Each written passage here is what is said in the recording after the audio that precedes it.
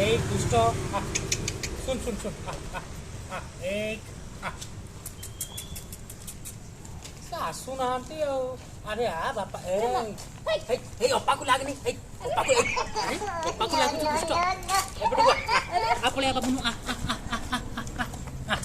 ଆଉ ହରିଣ ନଦିଏ ଧରା ଲାଞ୍ଜକୁ ଉଠାଏ କେତେ ପହରା ଶୁଣ ଆରେ ଶୁଣ ମୁଁ କ୍ୟାମେରାକୁ କଣ ଦେଖୁଛି ଏଠିକି ଗୋଟେ କଥା କହିବି ଶୁଣ ଏଇ